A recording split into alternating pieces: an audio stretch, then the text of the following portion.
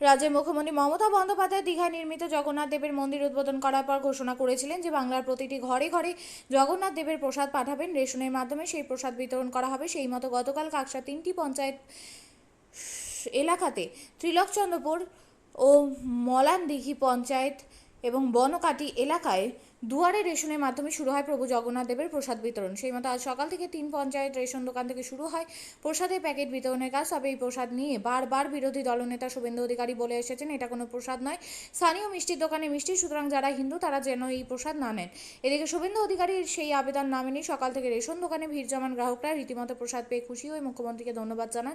এদিন রেশন দোকানে উপস্থিত ছিলেন কাকসা ত্রিলোকচন্দ্রপুর গ্রাম পঞ্চায়েতের উপপ্রধান প্রসেনজিৎ ঘোষ। তিনি জানিয়েছেন মুখ্যমন্ত্রীকে নিয়ে যতই মানুষ অপপ্রচার করুক না, কোনো মানুষ মমতা বন্দ্যোপাধ্যায়কে ভালোবাসে।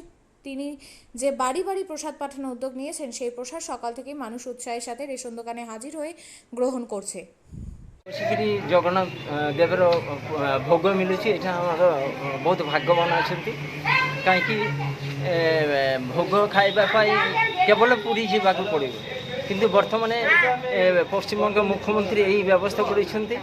ଆମେ ସବୁ ଭାଗ୍ୟବାନ ଏବଂ ଜଗନ୍ନାଥ ଦେବର ଆଶୀର୍ବାଦ ସବୁ ଉପରେ ପଡ଼ିବ, এইটা আমি চাহুছি। জয় জগন্নাথ। অনুষ্ঠানটা কি আছে? আপনারা জানেন যে 30 এপ্রিল 2025-এ আজ জগন্নাথ ধামের উদ্বোধন হয় দীঘার সমুদ্র সৈকতে। সেদিনই মুখ্যমন্ত্রী বলেছিলেন আমরা প্রসাদ পশ্চিমবঙ্গে প্রতিটি কোনায় কোনায় পৌঁছে দেবো।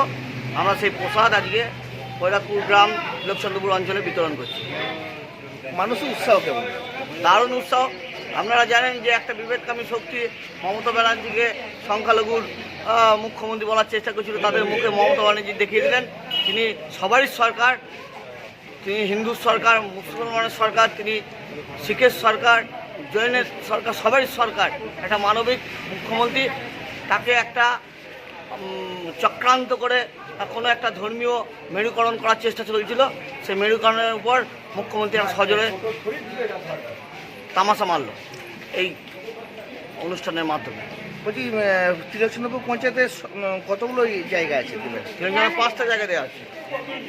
প্রত্যেক জায়গায় মানুষের উৎসাহ চরম উৎসাহের মধ্যে জয় জগন্নাথ ধ্বনিতে কলরিত হচ্ছে গোটা ত্রিলোকচন্দ্রপুর তথা গোটা পশ্চিমবঙ্গের প্রতিটি কোনায় কোনায়। আপনার নাম? আমার নাম প্রসেনজিৎ ঘোষ, ত্রিলোকচন্দ্রপুর উপপ্রধান।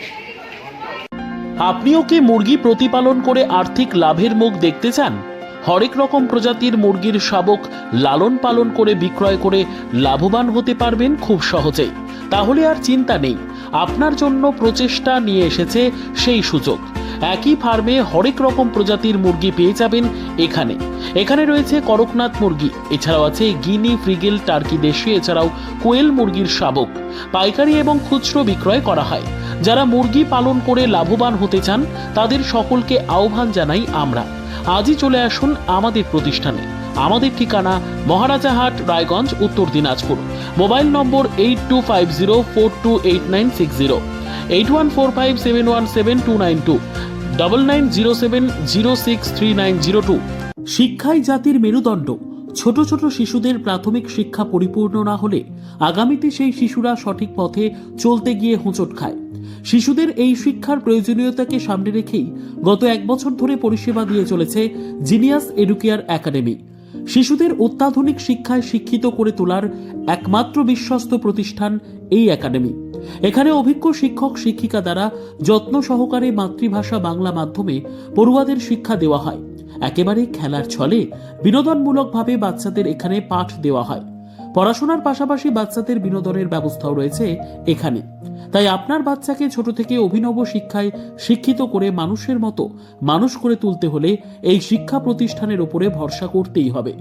আমাদের ঠিকানা জিনিয়াস এডুকেয়ার একাডেমি, স্থান ঘুঘুডাঙ্গা মোড়, পোস্ট ভূপালপুর, রায়গঞ্জ, উত্তর দিনাজপুর। মোবাইল নম্বর 9563630109 অথবা 7029042308।